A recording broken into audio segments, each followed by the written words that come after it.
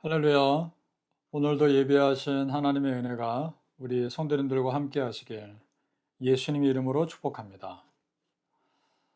자, 오늘 우리에게 주시는 하나님 말씀은 요한복음 11장 38절에서 40절까지 말씀입니다. 우리 함께 읽겠습니다.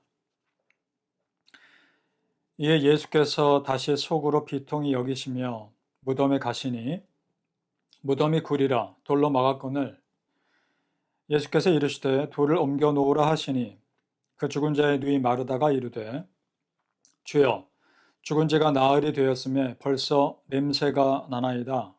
예수께서 이르시되 내 말이 네가 믿으면 하나님의 영광을 보리라 하지 아니하였느냐 하시니. 아멘. 자, 오늘 말씀은 예수님이 죽은 나사로를 살리신 사건의 클라이맥스 부분을 다룹니다. 그 당시 무덤은 굴을 이용해서 시신을 그 안에 넣어 두었습니다. 그리고 그 굴에 가족들 시신까지 함께 넣어두기도 했죠. 그리고 그 굴 입구를 큰 돌로 막아 놓습니다. 나사로의 무덤 역시 그런 식이었던 것으로 보입니다. 절대로 안에서는 열 수 없는 구조죠. 자, 예수님이 나사로의 무덤에 도착해서 선포하십니다. 돌을 옮겨 놓으라는 겁니다. 무덤의 입구를 열라는 거죠. 이상하죠? 이미 죽은 지 4일이나 지난 사람입니다. 그런데 그 동굴의 입구를 열어서 어떻게 하시겠다는 것일까요? 그래서 그 나사로의 누이 마르다가 예수님께 물어봅니다.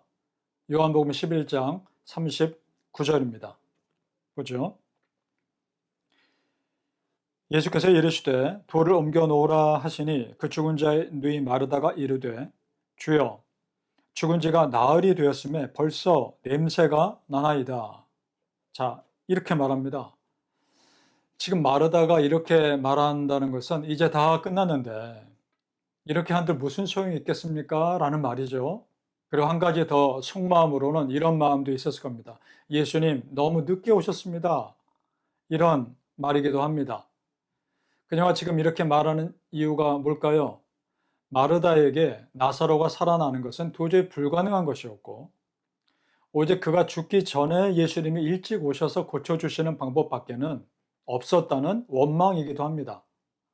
자, 예를 들어 우리 지난 시간에 베데스다 연못에서 물이 움직일 때를 기다렸던 그 38년 된 병자 스토리에서 그 병자가 자기 병을 고치는 유일한 방법은 그 연못에 먼저 들어가는 것밖에 없다고 여겼던 것처럼 지금 마르다도 자기만의 유일한 방법은 예수님이 일찍 오셔서 고치는 것밖에 없다고 생각한 거죠. 자, 그러나 예수님은 나사로가 살아 있었을 때뿐만 아니라 죽은 뒤에도 똑같이 그를 살릴 수 있는 분임을 보여주십니다. 자, 성도님들, 내가 알고 있는 정답이 전부가 아니라 예수님이 가장 확실한 답을 가지고 계심을 믿으시길 바랍니다. 자, 마르다의 말처럼 죽은 지 지금 4일이나 지난 것이 중요한 것이 아닙니다. 죽은 지 몇 달이 지나도 몇 년이 지나도 예수님이 살리시면 살리십니다. 지금 예수님이 그 자리에 계신다는 것이 중요한 겁니다. 왜냐? 예수님이 그 자리에 계시면 문제는 해결되기 때문입니다. 믿습니까? 지금 예수님은 문제의 한 복판에 계십니다. 문제의 한 가운데 계십니다. 나사로의 죽음을 슬퍼하는 가족들과 그 주변 사람들 속에 예수님도 함께 계십니다. 그렇다면 그 문제의 한 가운데서 예수님이 어떻게 하시는지 볼까요? 요한복음 11장 43절, 44절입니다. 이 말씀을 하시고 큰 소리로 나사로야 나오라 부르시니 죽은 자가 수족을 배로 동인 채로 나오는데 그 얼굴은 수건에 쌓였더라. 예수께서 이르시되 풀어 놓아 다니게 하라 하시니라. 아멘. 자, 그렇습니다. 지금 문제의 한 복판에서, 한 가운데서 그 문제의 핵심을 해결하고 계시죠. 비록 예수님 늦게 도착하셨지만 죽은 나사로가 살아나서 나오면 되는 거 아닙니까? 그래서 큰 소리로 나사로야 나오라 하고 부르십니다. 여러분, 지금 내 삶에도 예수님이 함께 계시느냐가 중요한 겁니다. 성도님들, 예수님이 나와 함께 하시지 않는 것이 정말 큰 문제이지, 예수님이 나와 함께 하시면 문제는 예수님이 알아서 해결하십니다. 예수님이 내 기도를 빨리 응답해 주시는 것이나 아니면 늦게 응답해 주시는 것이냐, 그것이 중요한 것이 아니라 무엇이 정말 중요합니까? 예수님이 나와 함께 하시느냐, 그 자체가 중요한 겁니다. 사실 문제를 해결해 주시는 타이밍은 내가 정하는 거 아닙니다. 예수님이 정하시는 겁니다. 그리고 그것이 가장 나에게 좋은 타이밍인 줄 우리는 믿습니다. 여러분, 예수님과 함께라면 두려울 거 없습니다. 왜냐? 예수님이 함께 하시면 소망이 다 끝난 것 같은 그런 상황에서도 새로운 일을 시작하시기 때문입니다. 우리 말씀 보죠. 이사야 43장 18절에서 19절입니다. 너희는 이전 일을 기억하지 말며 옛날 일을 생각하지 말라. 보라, 내가 새 일을 행하리니 이제 나타날 것이라. 너희가 그것을 알지 못하겠느냐? 반드시 내가 광야의 길을 사막의 강을 내리니. 아멘. 자, 하나님은 구약 시대부터 계속해서 새로운 일을 행하시는 분임을 스스로 증거하셨습니다. 그런데 우리만 계속 과거에 갇혀 있고 내 생각에 갇혀 있어서 그 새로운 은혜를 누리지 못했던 거죠.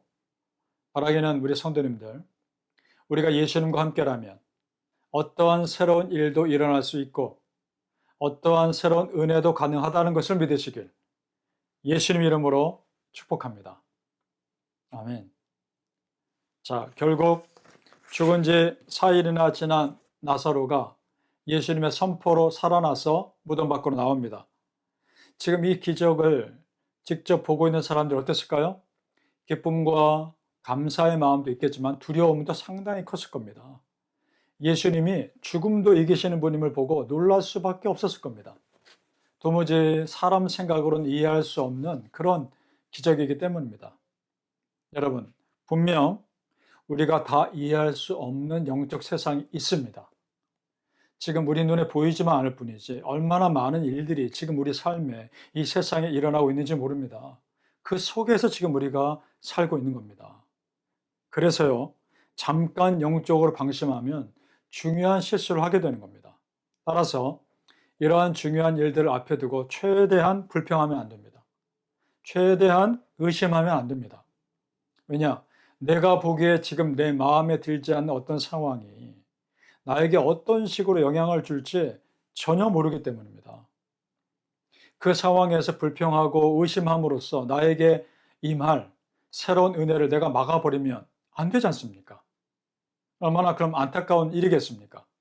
성도님들, 나사로가 살아난 사건을 우리 다시 생각해 봅시다.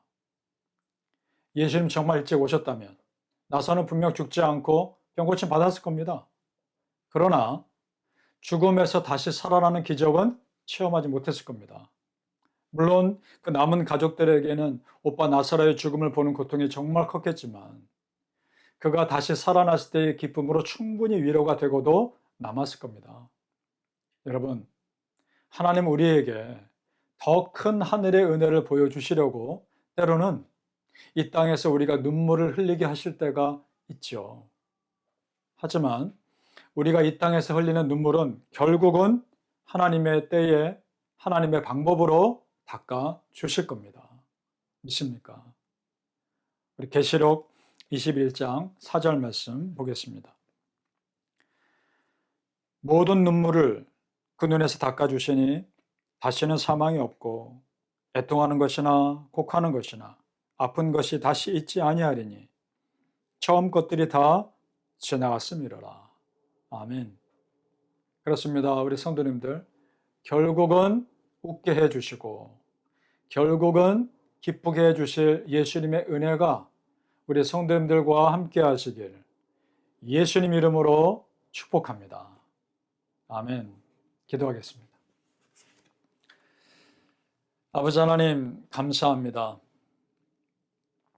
예수님이 지금 나와 함께 하신다는 것 자체가 너무나 소중합니다. 내 삶의 한 복판에 계시고 내 문제 한 가운데 계셔서 예수님만의 방법으로 해결해 가실 것을 우리는 믿습니다. 그 믿음 주시옵소서.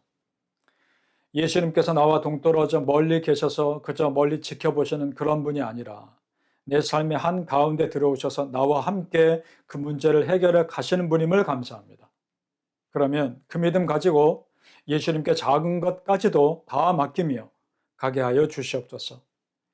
예수 이름으로 명하노니 우리 안에 있는 근심과 염려와 두려움은 다 사라질지어다.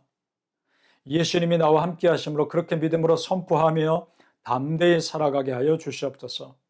예수님이 지금 나와 함께 계시는데 무엇이 두렵겠습니까? 그 믿음 주시고 그 믿음으로 오늘도 승리하며 살게 하여 주시옵소서. 감사하며 예수님 이름으로 기도하옵나이다. 아멘.